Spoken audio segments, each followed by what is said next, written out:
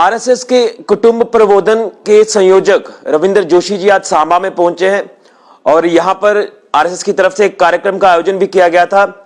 परिवार मिलन कार्यक्रम का आयोजन किया गया। इसके पीछे का उद्देश्य क्या है ये भी हम जोशी जी से जानने का प्रयास करेंगे, लेकिन कहीं ना कहीं आपको एक चीज मैं बताना चाहता हूं कि आज परिवार बिखरते हुए नजर आ रहे हैं, वो एकजुटता नहीं दिख रही है। इस कार्यक्रम का क्या उद्देश्य था, मैं जोशी जी से जानने का प्रयास करूंगा। तो सबसे पहले तो आपका जेके मीडिया में बहुत बहुत स्वागत है। तो मैं आपसे जानना चाहूंगा, ये जो परिवार मिलन का कार्यक्रम आयोजित किया गया था, इसके पीछे का उद्देश्य क्या है, जो ये कार्यक्रम लगातार आपकी तरफ से अलग अलग जगहों पर जो आयोजित किए जा रहे हैं? तो सारे भारत में ये कुटुंब प्रबोधन इस विषय को लेकर प्रवास चलते रहता है और इकाइयां भी है, वहाँ के स्थानिक लोग कार्यक्रम का आयोजन करते हैं।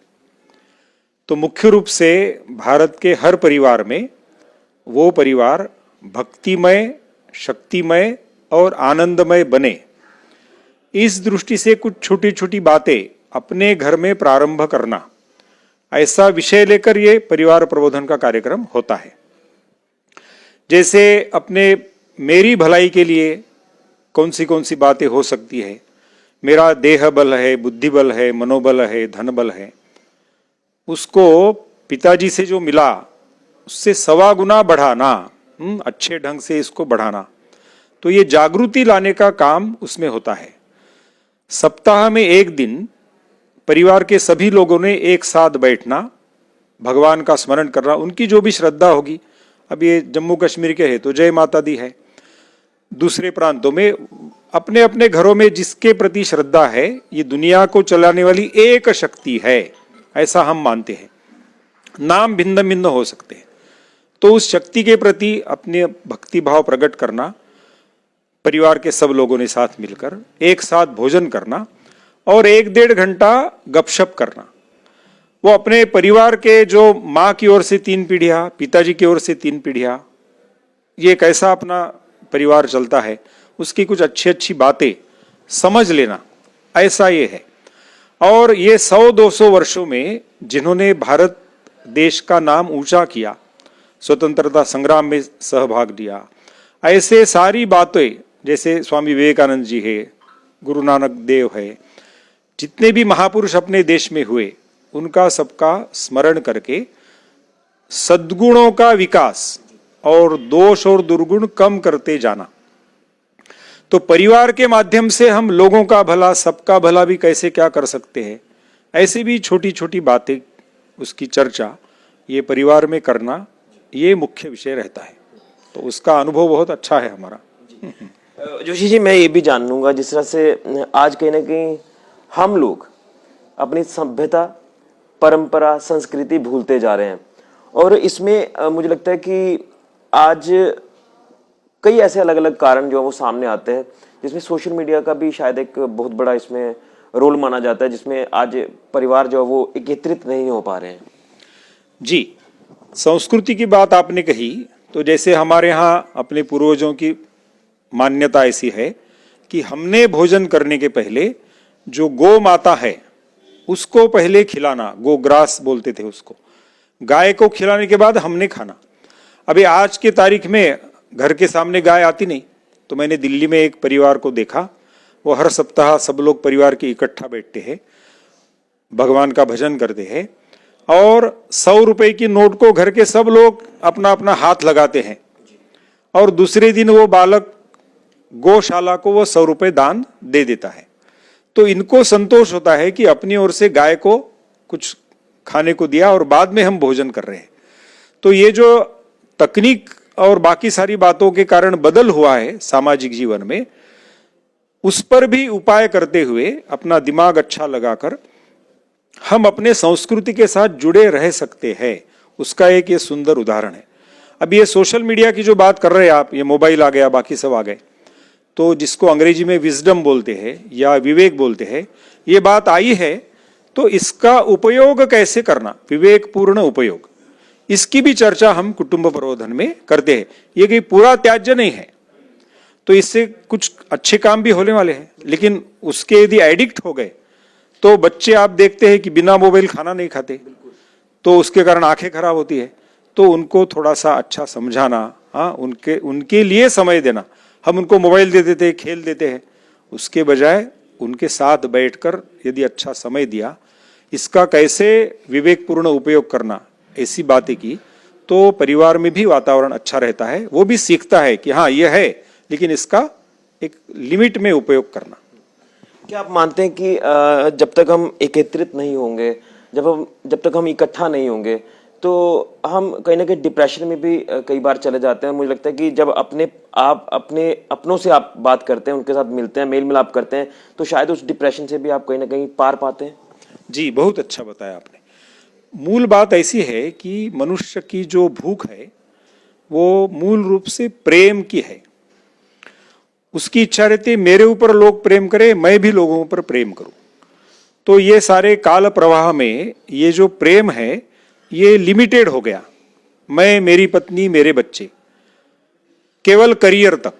हमको संतुलन लाना है। तो परिवार प्रबोधन में हम बताते हैं करियर, कैरेक्टर, कंट्री, इसका संतुलन रखिए।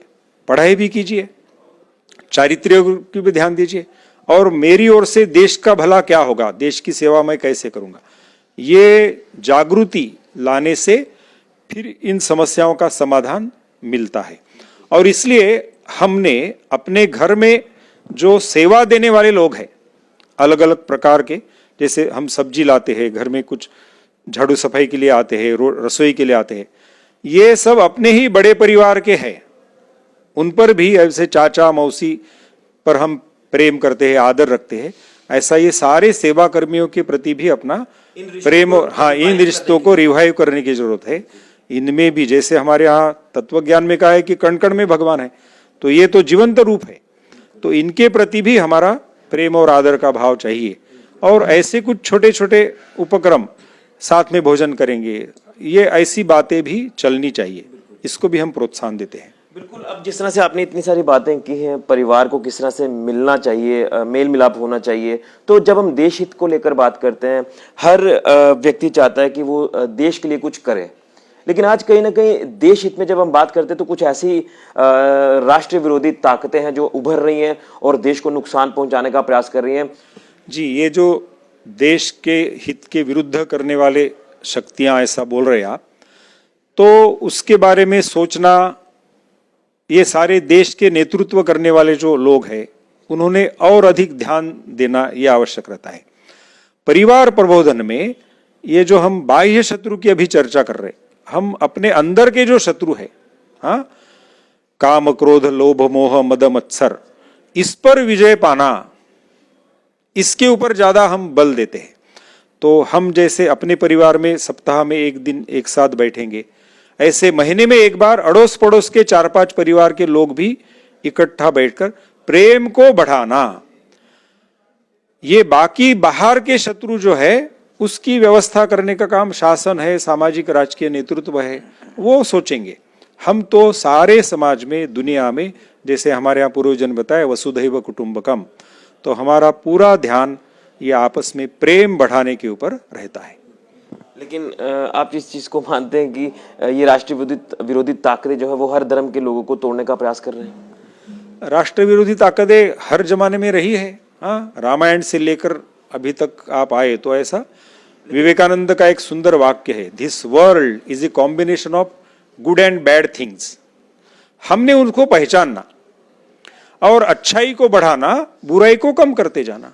तो उसके जो अलग अलग तरीके हैं, वो जिसको जिसको जो जो जिम्मेदारी है उसने उसको निभाना। चलिए जोशी जी, आपने अपने विचार हमारे साथ साझा किए, आपका बहुत बहुत धन्यवाद। तो ये थे हमारे साथ रविंदर जोशी जी, जो कि संयोजक हैं आरएसएस के कुटुंब प्रबोधन के। और हम यही संदेश आपको भी देते हैं इनके माध्यम से, क्योंकि इन्होंने भी अपना संदेश जो वो क्लियर कट दिया है कि जब तक हम अपना मेल मिलाप नहीं बढ़ाएंगे, परिवार जब तक एकत्रित नहीं होंगे, हम अपनी संस्कृति सभ्यता को नहीं आगे बढ़ा पाएंगे। और इसमें सोशल मीडिया की जब हमने बात की है, तो सोशल मीडिया के फायदे भी हैं, उसके नुकसान भी हैं। लेकिन आज वक्त है इकट्ठा रहने का, क्योंकि आज कहीं ना कहीं परिवार जब एकत्रित नहीं होते, हम कई बार ऐसा समाज में देखते भी हैं।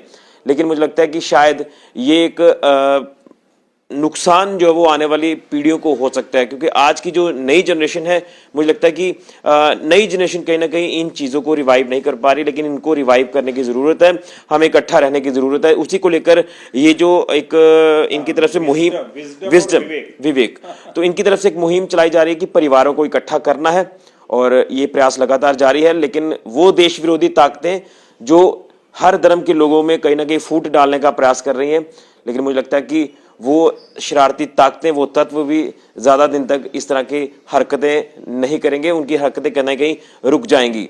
फिलहाल के लिए ऋषि खजूरिया, कैमरामैन राहुल के साथ जेके मीडिया के लिए।